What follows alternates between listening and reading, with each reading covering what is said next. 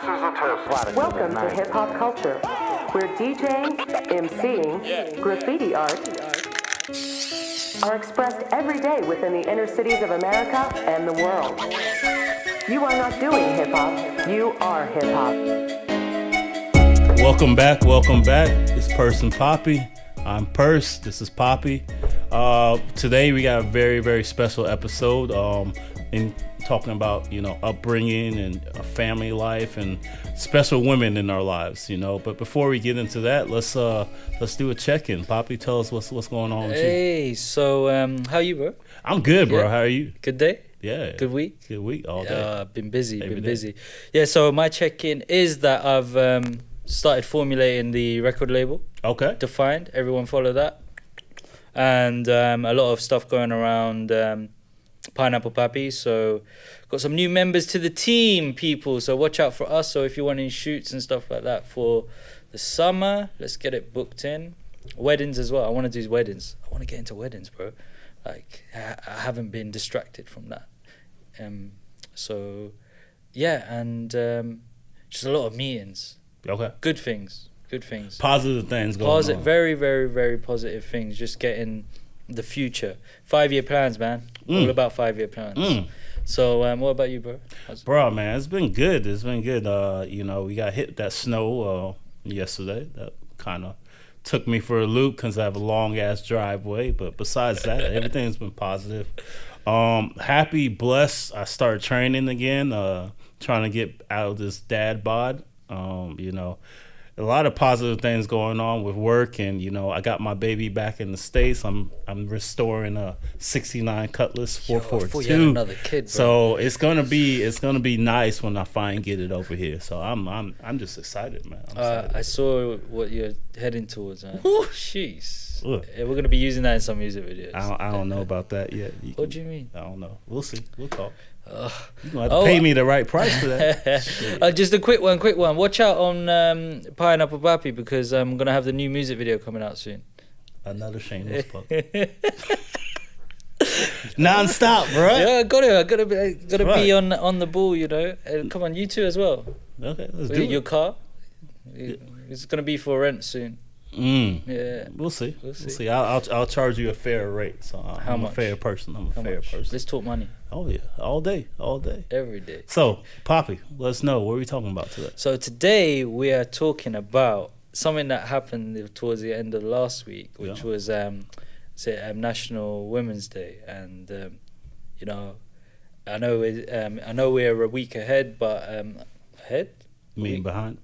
A week behind. Yeah. Sorry, but I just wanted to give a shout out to all you women out there, and I hope you had a good day, and I hope you have some happy times. I know that this COVID's bringing a lot of people down and affecting mental health as well, which I think we should talk about sometime also. But we want to talk about today the women in our lives and the influential women that we have in our lives growing up and stuff like that. Right, Percy? Yeah, man. Like you said, big shout out to, all the special women in my life. My beautiful wife, my beautiful daughter, my mom, my sister, my aunts. Every woman that we come across, like you said, in our upbringing have impacted us in some type of way. So it's good just to have a day for them. I was doing some research, and the first gathering was like in 1911. So it's been around for a minute, and it should continue. And I think more people should be involved. More people should to join and support the women. Yeah, definitely. I'm all about supporting women. I mean, I have some views on stuff that's said by them. I mean, I put one post out on my Instagram. Did you see that one? Which one? Where they were something about toxic men and how they are affecting the environment with, and like some stuff about holding a plastic bag and thinking that they look gay and stuff like that, and it was nonsense. Yeah, I'm gonna send you that link. Because I think that's the problem. I think this climate that we are in now, a lot of stuff that is being attacked from the male perspective that really doesn't resonate in No. how we see equality within women and men. Yeah. You know, it's like this toxic masculinity. It's a fine line. It's a fine line of what you consider toxic, what you don't consider toxic. So I just say tread carefully when you do stuff like that. Yeah, So yeah, exactly. And I was just like, I read it, and then I was reading all the comments, and there wasn't many comments, you know, that were positive about it. It's like there's a lot of comments like, "What is this?" And I just had to say like, "What the fuck did I just read?" Yeah. Like really, like. But what was the notion? Was it like? Yo, I'll show you. Let me see. I'll show you. But that's crazy though. But you know, the one thing I do notice is that in order for the world to be better, we need to have this charge of strong, independent women as we do now. I know from my experience being in the southern states, it was a different beast when I came to when I came to Norway. Excuse me, I gotta read this real quick. So basically, the post Papi just told me is saying toxic masculinity describes certain cultural norms that are associated to harm to society, the planet, and men itself. Okay. Right, that's what I thought. I mean, we're supporting women out here. Like a lot of my posts are supporting women, and I just when I saw this, it was actually from one of it was one of my followers actually. Yeah. And then I went into and start seeing her Bruh. stories and stuff, and it's just like, Bruh, wow. they're saying men commonly don't want to be seen being green for the fear of being seen as gay. Yeah. Are they serious? It's nonsense, bro. It's nonsense, and this is a page, a feminist page, and I'm a little bit shocked because yeah. But anyway, that we just went a little bit off topic there, but I had to mention that. It's like, because we're supporting always. Yeah. You've got your wife, your daughter. I've got my my mum, my sister, my grandmother still alive, which I support really, and they are like very influential in my life. Yeah. You know, I look up to them. You know, my little sister says something to me. She's 19 years old. If she tells me to shape up, I'm just like, okay. Damn. Yeah. You know, so I didn't get it when I saw that. I was like, why? I was kind of upset. Okay. Because I try my best not to disrespect a woman, but also I think you got to be respected as well, you know. Yeah. In the same situations, and it's about how you deal with things, because men and women are humans are emotional. Yeah. Everyone has a different character. It's up to you how you. It's like the racial thing. When you walk into a room, you got to adapt. Yeah, adapt. Yeah, switch it up. You got to switch it up if you're from a different ethnic background. So it's the same with women and men. You got to communicate properly, and you got to understand each other, and not, because it can very quickly go from 0 to 100. You know. Yeah. My opinion is that although we're seeing a lot of toxic masculinity, let the women talk. In a sense, just let them say their piece, because if you look at it in the grand scheme of things, they are the group that's marginalized. No matter what a woman would say to a man, the man is still in the upper hand in many situations unfairly. So if they're gonna say that, let them speak their piece. Hopefully you can have a dialogue on fixing that, but they just don't let them voice it out, because they're coming from a place where they've always been behind unjustly, so they can speak their piece. Yeah, they can. They totally can. They can totally say what they want to get out there, because I do think the workplace is very men in the workplace can be very vulgar, man. I've seen some stuff in the workplace, and it's just like I'm just like, it's crazy. What are you doing? You know? You know, I remember you did a post. It was a really, really cool post. And after this, we can get into the more positive and brighter side. You had a post, and it really resonated with me. It said, "Don't protect your daughters, educate your sons." And I really didn't think about that. You know, being a dad of boys and a girl. And I'm always in my head, it's like you automatically think you have to protect your daughter. You have to protect your daughter from situations or, you know, certain aspects of life that's going to come up.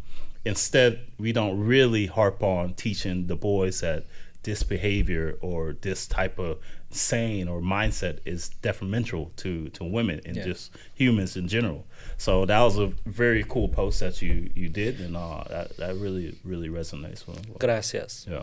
Amigos. Oh, are you Spanish now? Ah, sí. ¿Cómo estás? What? ¿Cómo estás? ¿Cómo estás? ¿Eh? Muy bien. Muy bien. Yeah. You too. Muy bien, gracias. That's all you know. That's all I know. If someone wants to teach me some Spanish, any beautiful Spanish women out there, I just find them on Tinder. No, I got off it. I'm off it. You're off Tinder. I got off. You know why I think you're off Tinder? My sister-in-law shared this with me. It was hilarious. You know, there's a Facebook group. I think it's called Yente por Tinder. Okay. And it rates every motherfucker that's on Tinder that they've been on a date. So your ass is probably in that shit. Nah, so man. if you've been on dates, like if you did some shit to some girl, I didn't do it any. is on that Yo. group, and they're warning other women about you. My bro. dates have all been good. I've been very nice, and I have only been on like 4 or 5 dates. So. Okay. Okay, I've only been on 4 or 5 dates. Like 4 or 5 days, huh? Yeah, 4 or 5 dates. Official dates Like date, go for dinner. for dinner. Yeah, How many hangouts have you been on? none. I don't. I got. It doesn't work like that. Not in the book of cash. Oh, Doesn't shit. work like that. Okay, Papi straightened it out. He's been on 4 or 5 dates. 4 or 5 dates. Shit, man. But hey, that's good. That's good. You're respectful. You know, I'm pretty sure you got that from your mom and your sister. And but tell us about your special women in your life. What's been going on with them? Special women in my life. Yeah. The way he said that, like, you mean my mom? Yeah. Did he not just say we have special women in my life? Yeah, that of impact course, you? because I'm joking. Yeah. So my mum was a very like hard worker. I remember like when I was younger, she would be doing like 1, 2, 3 jobs. My mum would come home, take over me and my little brother, and then my dad would be heading out to work, you know, or the grandparents would be looking after us, and but they're always like in our cultures, you kind of get that hard love back then, right? Yeah. You get the hard love, Yeah. and when it comes around to like birthdays and Christmas, so that they would spoil you, Yeah. right? And I think a lot of cultures don't get that as well, you know, like that's how we work. Yeah. It's not just love. That they like to buy things for you. They like to give you the luxury things and stuff like that, or if they can afford it, you know. Back when I was younger, it was a struggle, you know, because my parents wanted to put me through private education and stuff like that. And that was mainly, I think that was my mum's thought, you know. I want them in private education, and so they worked their ass off, you know. And my dad as well worked really hard, but my mum was also holding like her job, a second job, and studying law at the same time. Damn. So I think that, I mean, I've got a master's in architecture and that was hard, but I think my mum's got like 4 law degrees or something. Damn. Whilst having each child.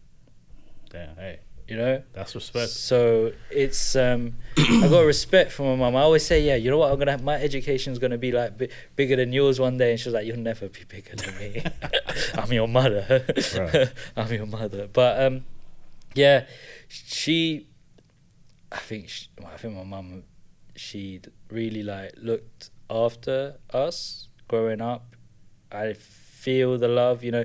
She's been my friend as well through tough times, Okay. you know, like, Yeah. which is like the best, you know. It kind of gets emotional. Yeah, us guys get emotional, girls. Like we do. And my mum, like, every time there's been a problem, she'll be there. Like, it's okay, you know, and listen to me and get it out. And the same with my sister as well. My little sister is very influential, but she's been raised up with my dad. That's been like quite, you know, I call my dad boss man.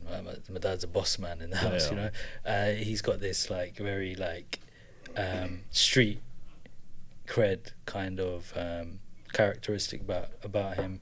And then she had three brothers, you know, me, my middle brother, and my youngest brother. We've all been quite very strong, you know. So we've taught her, like, don't let any man mess with you. So she's growing up. She's not scared to Voice her opinion. yeah, right? voice her opinion, or even pack a few punches in, Yeah. or kicks. But she's a bit of a kickboxer as well, so she's quite strong. But them two, I've always been like, I've tried to respect. I mean, with family as well, you know, you have your family problems and stuff like that, and Yeah. you kick off, you know, over little things. You can have fights with your sister, fights with your brother, you know.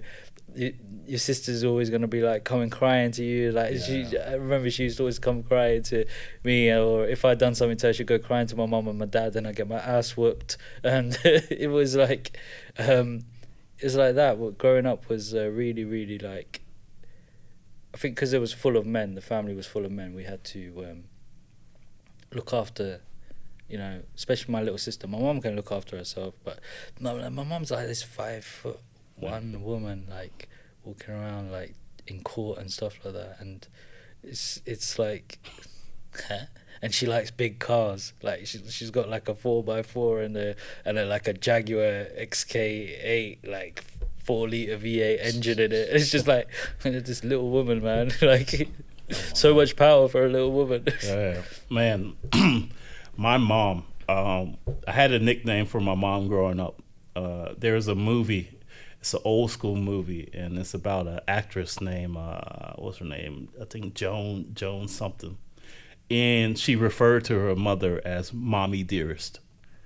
And the reason why she called her Mommy Dearest is because she was the most intimidating, tough, hard person she's ever dealt with. And that's my mom, but she was also the sweetest lady. So in our hometown, everyone calls my mom Miss Esther. And it's true. Like, whenever you see her, it doesn't matter if they're older than her, they give her some type of respect, because that's just how she is. So growing up is interesting. I can recall multiple times where most people will be embarrassed about their moms. But for us, it was just our mom. I remember my first experience. My mom's a very strong person, like your mom. She's worked 2 jobs. She put us through private school. People didn't think I had a dad because it was just my mom doing everything, because my dad was always working.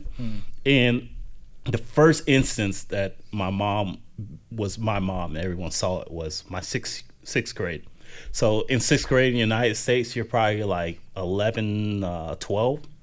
And I had a dance, and I was super excited. I was like, it was my first school dance. I got there, and you know, typical boys sitting on one side of the wall, girls on the other side of the wall. My mom was a chaperone.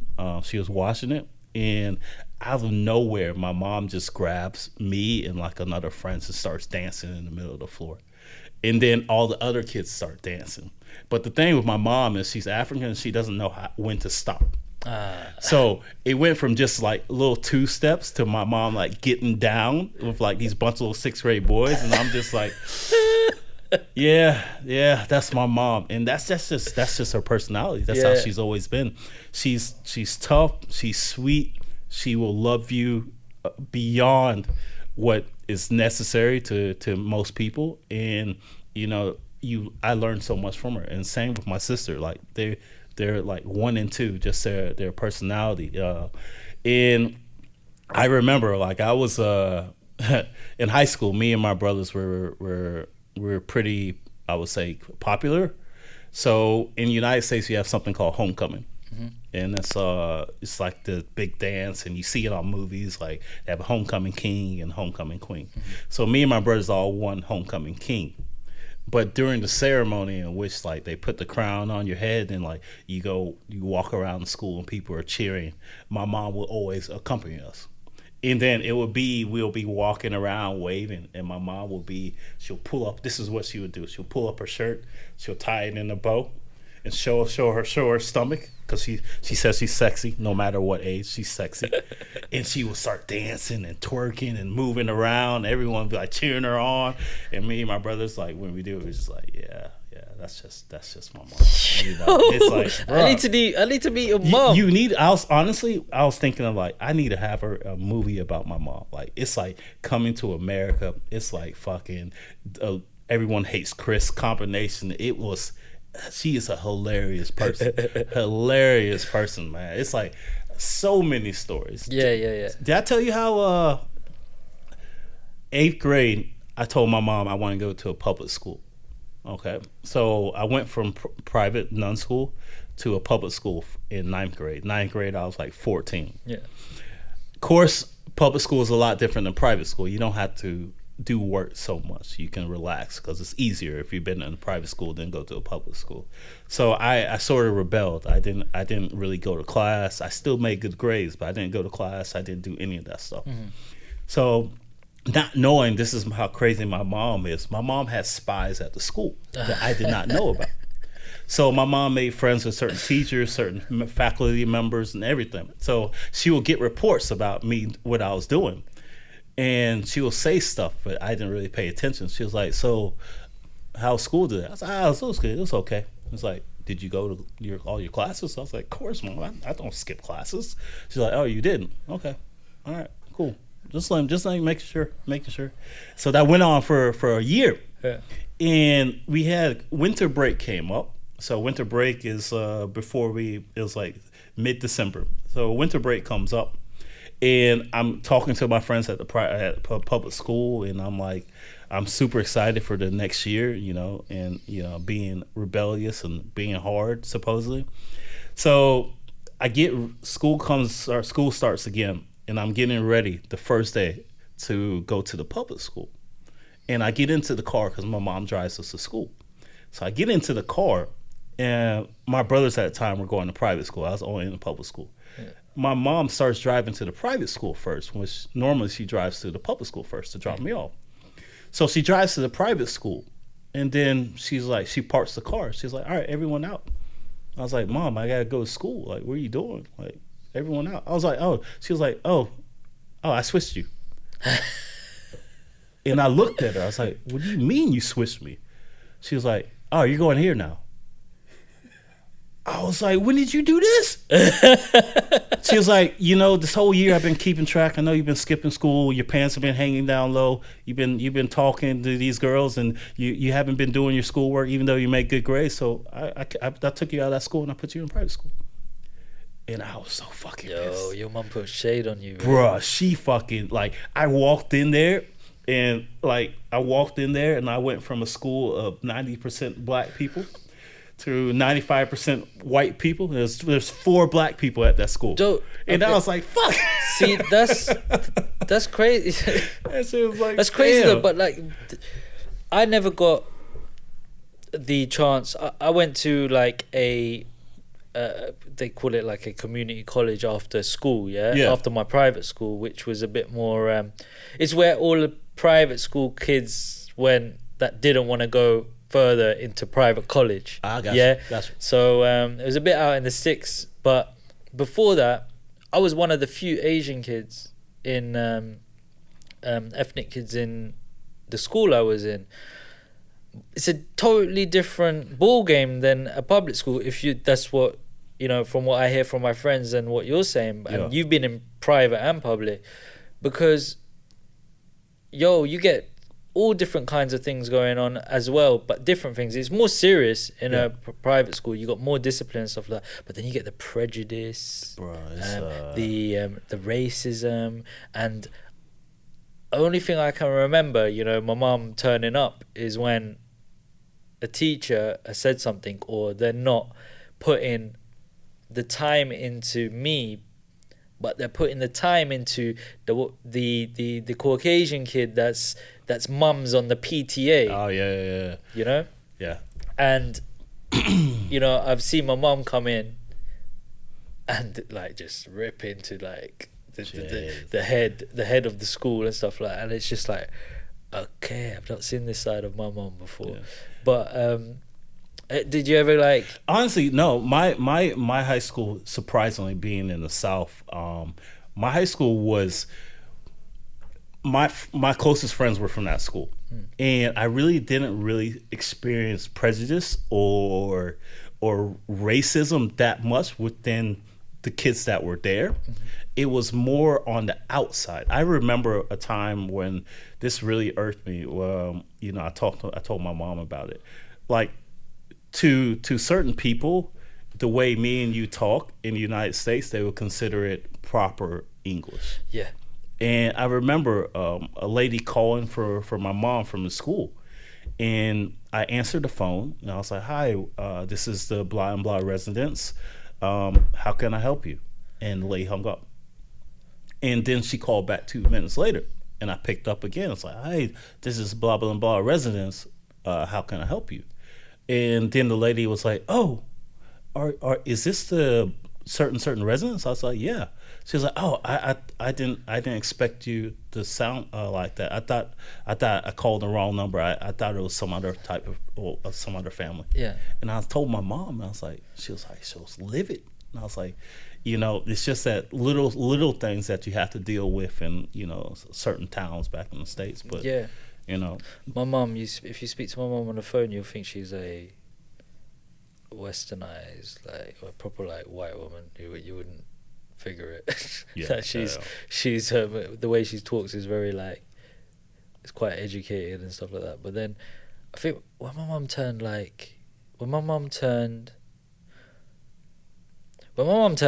got after 40, she started turning up. She like, started turning up. Yeah, she started like, right, I'm gonna do what I want to do now. You're all over like 18. You know, basically, fuck you. Like, literally, she went out when she turned 40. Like, I don't know how old. It was in her 40s. She was like, yo, silent mode, please. Yeah, let me do that. I'm a busy man. Go ahead. Is it going to go off again? Nah, I turned it off. Are you sure? Yeah. Okay. So she was like, right, you know, F all you, like, well, my mum wouldn't say that. Well, actually, maybe she would now. But she was like, she went to this Polish guy. It was hilarious. And she came back home, and I was like, where did you go with Dad? She was like, look, I got a tattoo. Bro, she got a tattoo on her shoulder. And when I looked at it, I was like, yo, Mum, you know what that is? Bro, she got a tattoo of like a pixie fairy sitting on a magic mushroom. Nah. I swear to you. I'm going to get my mum to send a picture so we can show it. So I can show you it. She was on that good stuff, huh? Yeah. And then like, but I'm a bad influence on her, because like, I remember one time we went shopping for a car, and we're in the car lot, and she's looking at this X5, I think, or BMW X5, and she was like, yeah, but like every time, like, I want this on it, this on it, this on it, this on it, this on it. And it's like, now it's this much money. I was like, come with me, Mum, come. I was like, I've got this other car, let's go to this other garage. So I'd see this in the showroom. I was like, there's this pearlescent white Honda CRV, you know, like with all of the, like, the TVs in it, and like blacked out windows, and like proper like gangster mobile, right? And like it's back in 2010, I think, like, brand new in the showroom on the forecourt. And I go, yeah, Mum, like, look, you're spending £10,000 less, and you can get this. Just get it. And I'm egging her on to get it, bro. She brought the car. Oh shit. And we got home and she goes, I'm not fucking going out with you again because every time I go out with you, I'm buying a bloody thing. I'm buying something. And I was like, I'm not taking you with me anymore. I was like, oh my God. It's Jesus. like, we have so much straight. But now when you talk about it, it's just like, It's hilarious. it's hilarious. I was like, you still got that car though, right? It's Wow. still working. My mom's super religious. Ben, you appreciate this. My mom did not realize I drank until I was 25, and I was at a family gathering, and I took a beer, and she started crying. What? 25? No. My brothers and sisters were fucking pissed because they're like, "Are you serious? He's been drinking since he's 14." They're like, "Where the fuck have you been?" It's like, that's my mom. She's super religious. And I remember in college, our college it's in our town, so it's like 5-10 minutes away. My mom is a personality where I was playing college sports. So if you're playing college sports, you're pretty high up. People know you. You meet a lot of girls. It's just a fun time. My mom will walk fucking campus, and I will be walking campus. I will be talking with my teammates, and there'll be some girls there, and then I'll hear my name in the background, and she was like, "Hey, Percy." I'm like, "Who the fuck is calling me?" And I'll turn around, and my mom's fucking there, and that's what she did every morning. She would walk around the campus of the school. Bro, that's like some FBI shit right there. Bruh, it's insane, man. Like, I was a bartender, and her and her pastor will walk at night. Pastor? Yeah. My mom's super religious. So, you got those... That's some Greenleaf bullshit there, yeah, bro. you got those those preachers that, come out in public In the community. "Don't do this, don't do that, you go to hell." Of course, my mom's with that group, and I'm slinging drinks. And my mom's outside. She's waving at me like, "Yeah, hey, son." I'm like, "What are you doing, Mom?" It's like 12:30. She was like, "Yeah, I'm trying to save these kids." Save these kids from what? from damnation, man. Like, yeah, we're in the South, bro. Man. My mom is a character. But the one thing I know is, like, my mom's taught me so much. She's taught me you love unconditionally. You do what you have to do for your family, no matter what. Family is important for me. Some people say, you need to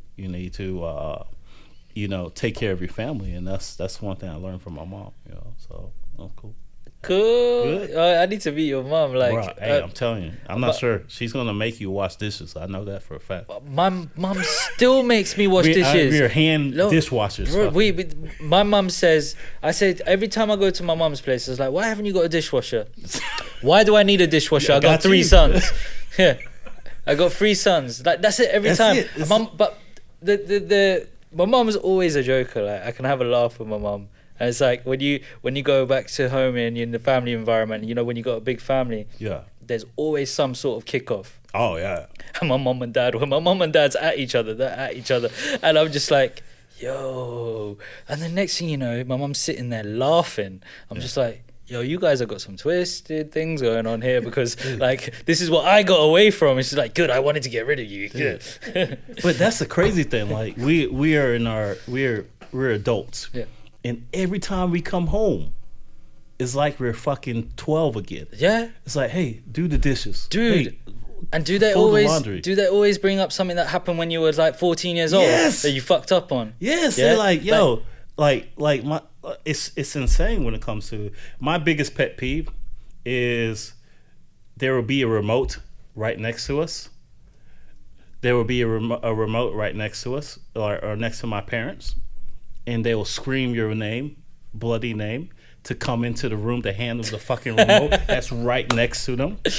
I've got a funny story, and I'm going to say it before we finish. I had one day. All right, this isn't my mum, and some of you viewers might think this is crazy, but this is how Asians, and I think you probably had some situations. Yeah. So one day, I was in the kitchen, and when I was in my teens, I used to piss off my dad, man. I just used to do it on purpose. And when mum comes home, I'll be like, Mom, Dad's gonna kick the shit out of me. And then, right, So my dad went to the fridge. I'm pissing him off, and he's gone to the fridge to get the salad out of the fridge to make the salad for the barbecue he's making outside, right?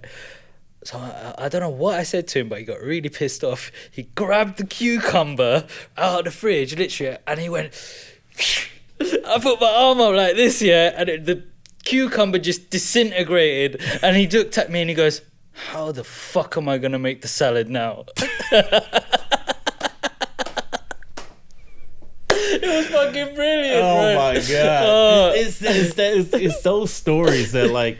I love it. It's insane. If we didn't right? have those, like, it's insane. it's insane. We wouldn't have nothing. Nothing. You know. I think our biggest fear, like quickly before we finish, is we will be gaming as kids. Like me and my brothers will be playing games, and our mom, before she left the house, will be like, "Hey, make sure the dishes are washed before I get back." And then we start playing video games. We lose track of time. You hear that fucking car come into the driveway. Bro, I still do that. Oh, You're gonna get your ass whipped. Talking about how fast can you run? That's how I knew I could play sports, because I could take off. It just But bro, out. it was the fact, like, when you hear it, you start doing things like you've been doing something all day. Just like, oh my god, that shit. Oh shit, guys! Thank you for tuning in. My name's Papi, and this is Perc, man. And we thank you for thank you for tuning in. We hope you like the first 2 episodes. Like, go and check them out, and leave us some feedback, comments, follow us. Everything's on Instagram. We got the link tree on there. Click the link tree. Everything's there. iPod, Spotify, YouTube. YouTube, we have the podcast and the video cast as well. So the video pod. So make sure you do that, and yeah, tune in. We're gonna be coming with you some new content soon. Yes, sir. Sayonara. Follow, subscribe. Peace out.